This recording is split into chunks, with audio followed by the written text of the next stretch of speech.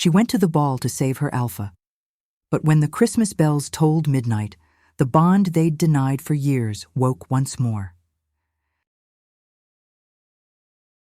Snow fell as if the night were shaking out a velvet cloak, each flake catching the lanterns that lined the drive to Moonvale Manor. The great house rose out of the pines like a memory of winter, stone and leaded glass, wreaths at every arch, candlelight warming the windows from within. Music drifted through the doors when they opened, strings and a distant bell, laughter woven between. A woman in a silver cloak paused beneath the portico, breath blooming white in the cold. The mask in her hand glittered faintly, a filigree of snowflakes and leaves. It wasn't hers. It belonged to a guest too ill to attend. She lifted it to her face, its cool metal kissing her cheekbones, and the world immediately looked different. Softer, safer, secret. Before crossing the threshold, she drew a small vial from her pocket and brushed a drop of clear oil along her pulse points. A healer's trick, sharp with mint, smoke, and silver root, it dulled scent for an hour at most. Long enough to move unseen by wolves who knew her too well. She signed the guest ledger with the borrowed name, Lady of Winter's Kiss, and stepped into warmth and sound. Moonvale Manor breathed like a living thing, exhaling cedar and old wax and pine smoke. Evergreen garlands draped the stair, their branches jeweled with glass berries and ribbons the color of wine. A chandelier of ice and crystal scattered light into 1,000 stars. Beneath it, wolves in human form laughed and danced, silk brushing silk, masks of silver, ivory, and black. At the far end of the room, the alpha stood near the hearth, tall and still in a world of movement. His mask was simple black, his bearing unmistakable. He spoke to visiting dignitaries, the fire painting his hair in gold and his eyes in amber. Even across the hall, his presence drew her gaze. It always had. He looked no different than the last time she'd seen him, steady, unreadable, a man who carried silence like armor. For a heartbeat, he lifted his head. The shift was small, but she felt it. His gaze moved across the room, unhurried, searching without knowing what it sought. Her hand tightened on her glass. Then he turned back to his guests. Her pulse steadied. Mostly. The mask was working. She let herself drift into the current of the crowd, nobles trading compliments, servants sliding between with trays of wine, laughter soft as falling petals. Her gloved hand brushed garland as she passed. Needles whispered against silk. Somewhere behind the polite music, her memory replayed the fevered whisper she'd heard in the infirmary 2 nights before. Words slurred by pain, forgotten by mourning. A blade at midnight, the arch. The sound had lodged in her like a splinter. She'd watched the hours since then for signs that it had only been delirium. But something in the air tonight, a thin tension beneath the laughter, told her otherwise. If she ran to him now and spoke of threats and shadows, the hall would freeze, the guests would panic, and peace would fracture. Not yet. Not until she saw the danger with her own eyes. A servant offered champagne. She declined with a small shake of her head. Her path curved naturally toward the gallery, where the arches framed the ballroom in evergreen and shadow. From there she could see everything: the crowd, the hearth, the alpha. The master of revels, round and beaming in a crimson sash, clanged his goblet for silence. "Friends of the longest night," he cried, "as tradition demands, at midnight we play the dare. Masks stay on, hearts come off. One kiss before the final bell, to bless the year to come." Laughter scattered through the hall. A few daring souls cheered. She smiled beneath her mask, though the sound felt sharp at the edges. Midnight, the moment the courier's words had named. Amid the noise, no one would see a hand move, a knife flash, a body fall. Her gaze found the alpha again across the ballroom, stationed near the great hearth framed in evergreen. From where she waited beneath the gallery arch, she could see him clearly, and more dangerously, he could see her if he turned his head. She drew a slow breath, centering the calm that years of healing work had taught her. The great clock above the ballroom began its slow approach to midnight, gears ticking like a giant heartbeat. Outside, snow pressed close to the windows, thickening until the world beyond disappeared. Inside, the music deepened, lower strings curling around candlelight. She adjusted the fall of her sleeve, where the hidden blade lay flat against her wrist. Her reflection in the window looked composed, but the air around her pulsed with energy. Joy, desire, nerves, all tangled together. Beneath it, something colder moved, patient as ice cracking underfoot. She would find it. The clock began to toll midnight. 1 chime, laughter rippled, scattered. 2. A woman gasped as someone whispered a dare. 3. The perfume of crushed pine and wine hung thick. 4. Couples turned toward one another. 5. A draft slid through the archway, raising gooseflesh along her neck. Her pulse matched the rhythm of the bells. Across the room, the alpha paused mid-conversation, eyes narrowing slightly, wolf rising behind them. He felt it too, the shift in the air. 6. She straightened beneath the arch, every sense sharp as glass. The masquerade had reached its moment. The night was holding its breath. The 7th chime rolled through the ballroom, low and deep. The masquerade shifted with it, masks turning, couples drawing close, laughter curling into something quieter. Ryn stayed beneath the gallery arch, pulse keeping time with the bell.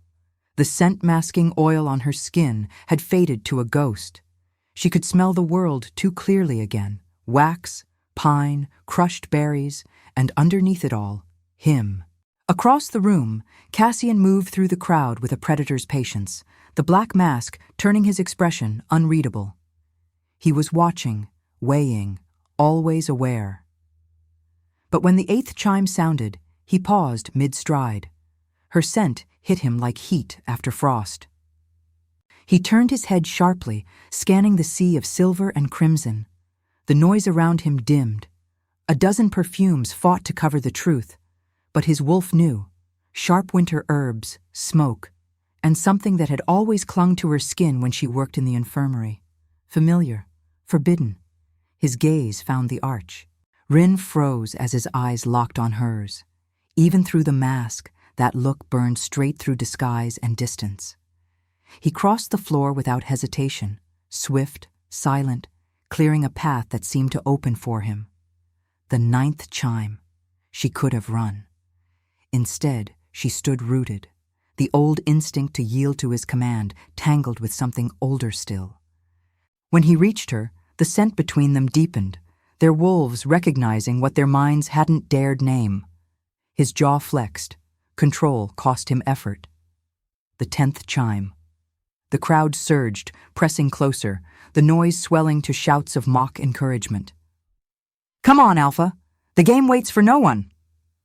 Someone laughed. Another voice called, "Kiss the lady, it's tradition!" A jostle from behind knocked Ryn against him. His hands caught her waist automatically, steadying her. The contact snapped what little restraint he had left. His wolf rose in full recognition, demanding the bond it had been denied for years. The 11th chime. He leaned in, voice a low growl near her ear. "You shouldn't have come here," he said, not rebuke, but warning born of something deeper. His wolf was too close to the surface, too aware of her. Her breath caught. "Cassian—" The 12th chime cut her off. He didn't hesitate. Cassian took the kiss as the room erupted in cheers. It wasn't gentle. It wasn't careful. It was inevitability, claiming its due. The moment his lips touched hers, the bond roared awake, heat, power, light threading through her veins. Her wolf surged up to meet his, recognition flooding them both. She clutched his coat, half dizzy from the force of it. For one endless heartbeat, there was no masquerade, no audience, only the storm between them. Then reality slammed back in. The crowd clapped, laughing, turning away to seek their own dares. Cassian broke the kiss, eyes wide with the knowledge that had just burned through him. "Ryn," he breathed, the name escaping before he could stop it. She stared up at him, her mask still hiding her face. "You can't." His head jerked up suddenly, instincts snapping toward danger. The shift in his gaze froze her before she could finish. A flicker of movement behind her, wrong, deliberate. Cassian's wolf surged. He spun, pulling her flush against him as a blade arced from the crowd. Steel scraped against his arm instead of her back. The blow drove him to one knee, but his grip on her never loosened. Gasps shattered the music. Ryn twisted toward him in shock, catching the scent of his blood, bright, sharp, alive. He released her only long enough to seize the attacker's wrist, twisting hard until the knife fell and rang across the marble. Guards surged through the crowd. Guests screamed. "Cassian!" she whispered, already kneeling beside him. "I'm fine," he said through his teeth, but blood darkened his sleeve. She pressed her palm over the wound, golden light blooming beneath her fingers. "Hold still." I said, "Hold still." Her magic sank into his skin, sealing muscle and mending torn flesh. The glow dimmed, leaving a faint shimmer where the cut had been. The guards dragged the would-be assassin to his knees. Cassian rose, pulling Ryn up with him. The mask couldn't hide the fury in his eyes. "Who sent you?" he demanded. The man only laughed. "You'll find out before dawn." Cassian's hand flexed, as though he'd like to finish what the guards had started. "Get him out of my sight," he ordered, voice like ice cracking. When the crowd began to calm, his attention swung back to her. "You should not have been anywhere near that." "I didn't plan to be." Her voice was quiet but steady. His eyes searched hers. Anger, relief, something deeper that frightened them both. The scent between them was unmistakable now. "You're coming with me after this," he said, low enough that only she could hear. "Wait for me by the east doors." The guards called for him again. When he turned to answer, she hesitated for one breath, then slipped into the swirl of frightened guests. By the time he faced the room again, she was gone, swallowed by silk and candlelight, leaving only the echo of her scent and the ghost of a kiss that had already rewritten everything he thought he knew about fate. The last of the revelers were being shepherded toward their carriages when Ryn slipped through a servant's door into the winter air. Snow had begun again, soft and relentless. Lanterns burned low along the courtyard, their light haloed in mist. She pulled her cloak tighter, the silver mask still on her face, breath rising in small clouds. Inside, the ballroom hummed with panic and order, guards barking commands, guests murmuring theories. But out here, the world was hushed. She should have left through the back gate, vanished into the forest road before the guards sealed the grounds. Instead, she found herself stopping near the frozen fountain, heart racing. The kiss still echoed through her blood, every beat reminding her that the bond was real now, alive and dangerous. "Running already?" Cassian's voice cut through the snow quiet. Ryn turned. He was striding across the courtyard, cloak trailing behind him, mask discarded, eyes bright in the torchlight. His presence filled the night, alpha power threaded through with something raw. "You shouldn't be out here," she said, voice lower than she meant. "I told you to wait for me," he answered. "You disobeyed before I could even breathe." "I didn't belong there." He stopped a few feet away, gaze steady on her. "You belong exactly where I say you do." The words should have infuriated her. Instead, they shivered through her like heat under ice. "Is that an order or a habit?" she asked, chin lifting. His mouth twitched, not quite a smile. "Call it instinct." The silence between them stretched, thick with everything they hadn't said. Then his expression changed, slight, but enough for her healer's senses to catch it. His pupils were a shade too sharp. The pulse at his throat beat unevenly. The scent of metal still clung to him, beneath the clean tang of snow. Ryn frowned. "Your arm. It's fine." "It isn't." She stepped forward before he could stop her, fingers catching his sleeve. Her magic flared instinctively, searching, and found it. A thin thread of corruption still pulsing beneath the skin. Not blood, not natural, poison. "Hold still," she whispered. He tensed, ready to protest, but her hand was already glowing faint gold where it touched his arm. She closed her eyes, focusing past his warmth, past the steady pull of the bond that hummed between them. The poison wasn't spreading fast, but it was stubborn, something crafted to cling to power. She drew it out in slow currents until it burned faintly against her palm, black and sharp as frostbite. Cassian caught her wrist before she could drop it. "What is that?" "A binding toxin," she said, voice faint. "It's old work, designed for shifters. Whoever sent that man didn't just want you dead. They wanted your wolf subdued first." He stared at the small, dark smear in her palm until it dissolved into the snow. "Someone from the council, then." "Or someone with access to the old compounds," she said. "I've only ever seen that formula used in the border wars." Cassian's jaw tightened. "You've seen it before?" "When I was a field medic." She met his eyes. "And before you ask, yes, I'm sure. That poison was made for alphas." He exhaled once, hard, then took her hand fully in his. The contact startled her. The warmth of his skin made her pulse jump. "Then you're not leaving my sight until I find out who did this." "That isn't necessary." "It is." His grip gentled, but didn't release her. The assassin knew where to strike, when to strike, and he waited until midnight. That's not coincidence. Someone inside my court planned it. She swallowed. "You think I'm part of that?" "If I did," he said quietly, "you'd already be in chains." Her breath caught. "Then what do you want from me?" The answer came low, dangerous. "Truth, and you." Ryn stepped back, but his hand followed, sliding from her wrist to her fingers before she could fully pull away. The touch felt like fire and inevitability. "You don't know what you're asking," she said. "I know exactly what I'm asking." He studied her face, his gaze tracing the edge of her mask. "You think I didn't recognize you until the kiss. You're wrong. My wolf did the moment you crossed that arch." "Then why didn't you say anything?" "Because I needed to be sure," he said, "and because once I claimed you, there'd be no turning back." Her voice softened, almost a plea. "Cassian, you don't owe me that bond." He laughed quietly, the sound more breath than amusement. "Owe? That's not how it works." His hand rose, hovering near her cheek, but not quite touching. "You can deny it all you want. The bond doesn't care." The air between them thickened, alive with cold and heat.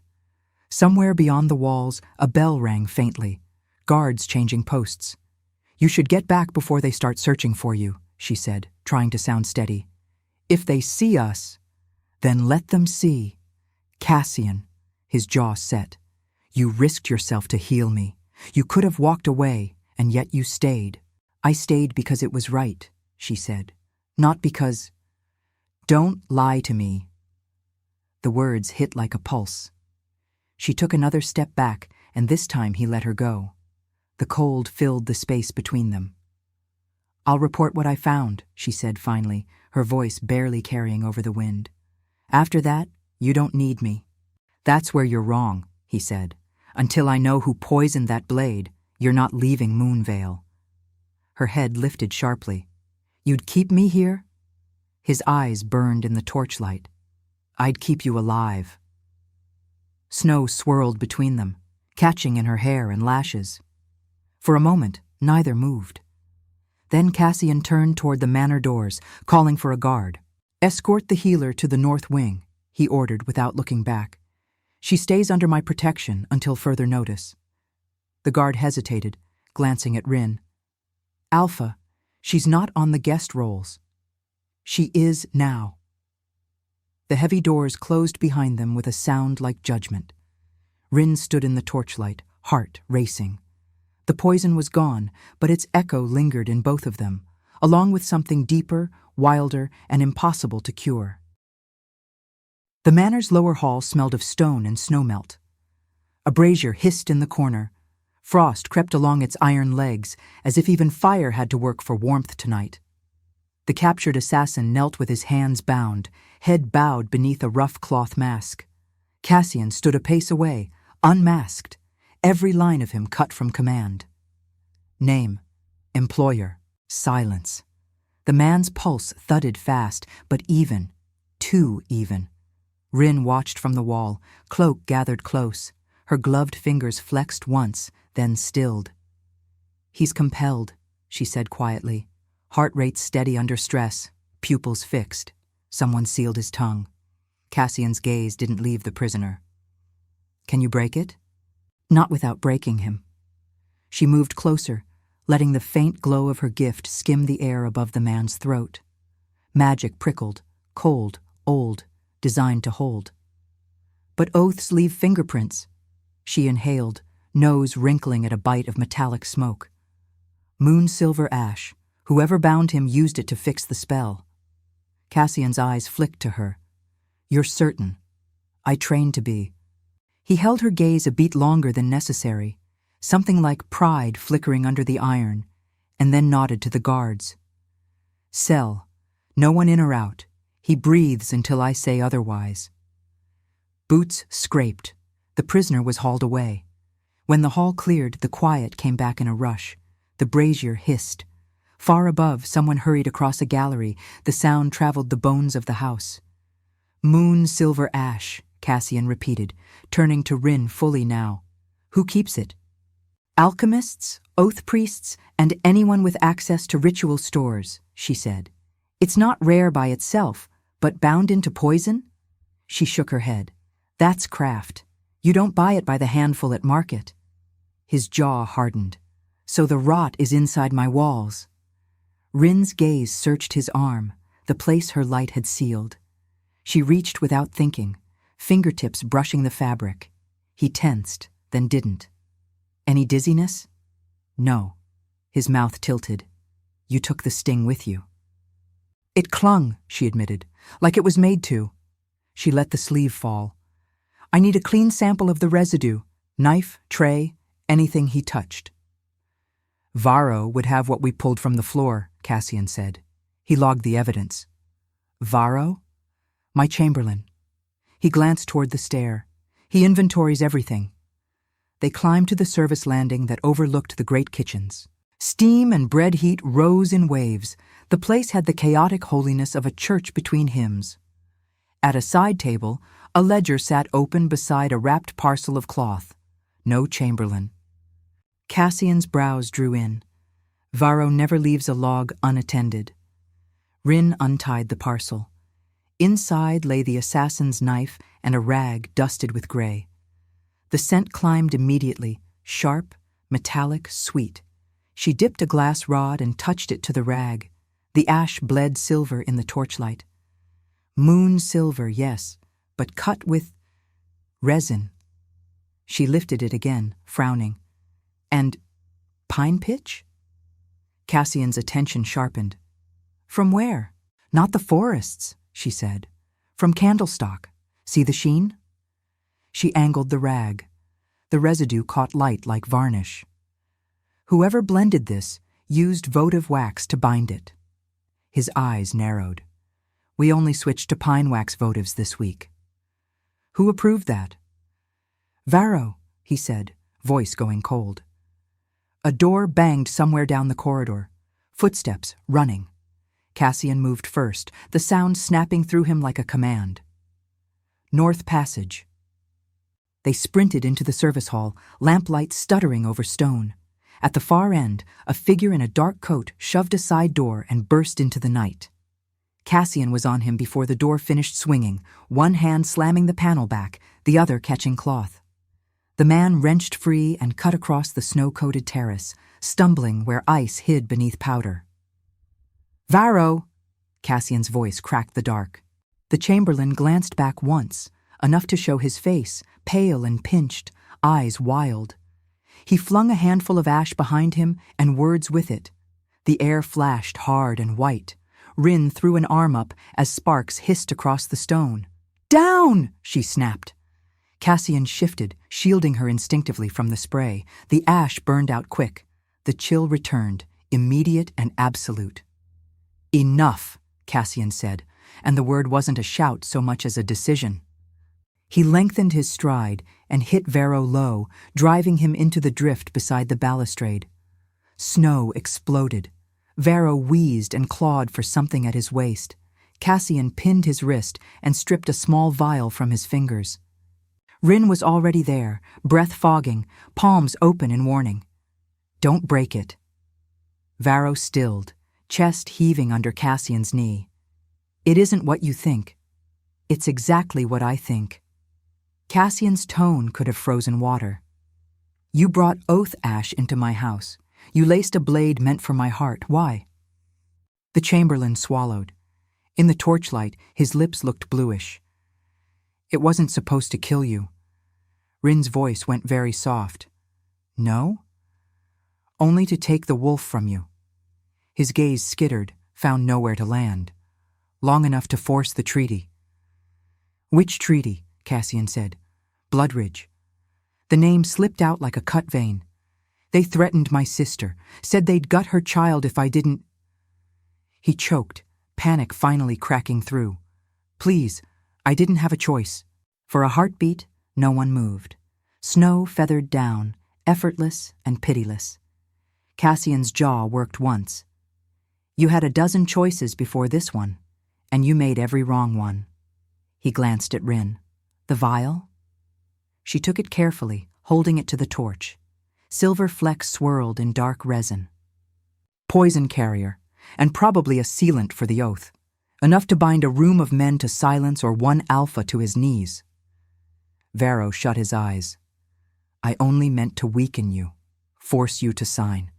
I swear by the old rites, I only—" "The old rites don't want your swears," Cassian said.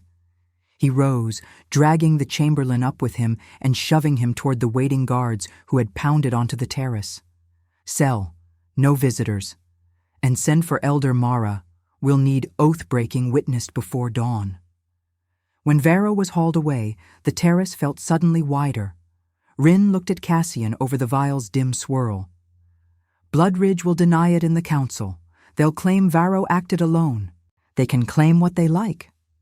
He shook ash from his sleeve as if it offended him personally. "At first light, we convene. We put the vial, the knife, and Varro's testimony on the table. Let them see what their games look like in daylight." Ryn nodded, then swayed just slightly, the rush of cold and chase catching up with her. Cassian's hand was there at once, steady at her elbow. The heat of him cut the wind like a blade. "You should be in the warm," he said. "I'm fine." "You're shaking." "Because it's snowing." But she didn't pull away. He angled her toward the door. "You went away to learn a dozen crafts and came back with 20 more, he said, almost as if talking to the cold itself. "Southreach made you sharper." Her mouth tugged. "You noticed." "I spent years noticing," he said, matter of fact and devastating, "and not doing a thing about it." They reached the landing. The warmth coming off the kitchens felt indecent after the night air. Ryn stopped with her hand on the latch. "You can't keep me under guard forever." "Just until dawn." He opened the door, then paused, his gaze tracking her face, the silver mask, the mouth he'd already taken once and wanted again more than was wise. "After that, we end this the right way, in the hall, in front of everyone." "The bond?" she asked, throat suddenly dry. "The poison," he said, and then, lower, "and the bond." He didn't kiss her there, not with flour-dusted bakers gawking and guards pretending not to. He only touched his forehead to hers for a breath and let the shared warmth speak like a vow. "Rest," he murmured. "Christmas is not done with us yet." She exhaled, steady at last. "No," she agreed, "it isn't." They parted at the stair, her to the north wing under escort, him to gather elders and ink and witnesses. The house shifted around them, old timbers bracing for one more turn of fate. Outside, the snow eased, as if the night itself were saving its strength for morning. Morning came pale and clean, the first true light after days of snow. Moonvale's great hall blazed with fire and candles, their reflections running along the long table where the council had gathered. Every banner hung stiff with frost, every face tense with the quiet between storms.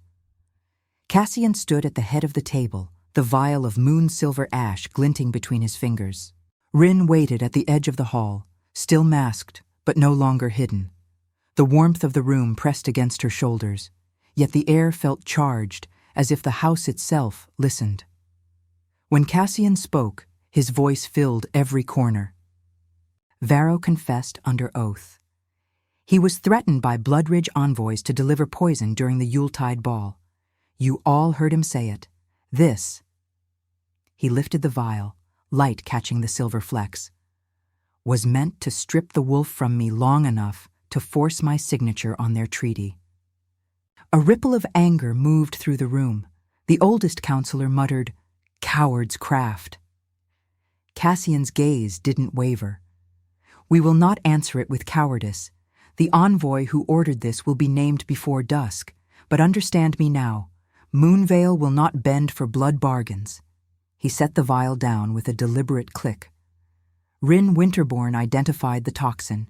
She neutralized it before it could finish its work. The room turned toward her. Whispers fluttered. She had been gone for years, the healer who'd left to study in Southreach, the one whose laughter Cassian's wolf used to follow without permission. Ryn drew a careful breath. I did what any healer would, Alpha. His eyes found hers across the distance. No, you did what only you could. The hall held the words like breath. Then Cassian nodded once to the guards. See that Varro is remanded to council custody. We'll send word to Bloodridge by courier before the sun sets. The meeting dissolved into movement, chairs scraping, parchment passed, voices rising. Cassian turned and walked down the steps toward her. The noise faded as if he carried a pocket of silence around him. Are you satisfied? She asked when he reached her. Not yet. His tone softened. Come outside with me. The snow had stopped completely, leaving the courtyard a sheet of glassy white under a sky so blue it looked new-made. Smoke curled from chimneys. Bells from the chapel drifted like ghosts of music. Ryn followed him to the frozen fountain where they had first spoken the night before. The torch holders were empty now, the air still. Cassian faced her. It's done. Bloodridge will be called to answer in the new year. Varro's family will be protected. She nodded. You kept your word. And you kept me breathing, he said. That makes us even. Even? Her lips curved faintly. That's not what a bond feels like. He stepped closer, the faintest smile cutting through the exhaustion. I didn't say I wanted even. The space between them hummed. She could feel the bond now, quieter but steady, a pulse under her skin that matched his heartbeat. I tried to fight it, she said, while I was away. I thought time and distance would dull whatever this was. Did it? She shook her head. No, it just waited. Cassian reached up, fingers brushing the ties of her mask. Then stop hiding from it. He lifted it away. The winter light caught her face, and his breath left him. The same eyes he had watched for years, the same mouth he'd nearly kissed 100 times, and finally had. Ryn Winterborn, he said quietly, reverently. You've been haunting me since the first snow we spent in this hall. Her laugh trembled. And here I thought I'd been subtle. Never. He drew her into his arms. The warmth of him was startling against the cold. Her hands slid against his coat, finding the rhythm of his heartbeat. Around them, the bells rang the first notes of the morning mass. This is what they'll talk about, she murmured. Their Alpha breaking every custom on Christmas morning. Let them talk, he said, and kissed her. It was not the hungry, startled kiss of the masquerade. It was certain, slow, sealing, the kind that carried both promise and peace. When they parted, the courtyard had filled with golden light. "What happens now?" she asked softly. "Now," Cassian said, "you stop pretending you're just my healer." He brushed his thumb over her cheek, eyes steady. "You're my equal, my mate, and if the council disapproves, they can take it up with the snow." She smiled through the warmth in her eyes. "You sound sure of yourself." "Always," he said, then added, "but never more than when you're here." The bells finished their peal. Somewhere in the manor, servants began to sing. Cassian pulled her close again, head dipping until his mouth brushed her ear. "Merry Christmas, Ryn." She looked up at him, laughter soft and real this time. "Merry Christmas, Cassian." The snow began to fall again, gentle as breath, and for once neither of them moved to leave. The night's danger was gone. The day stretched ahead, bright and open, the world remade around the bond they'd stopped denying. If you like this story, please like, share, and subscribe. It helps this channel grow. Thanks for watching.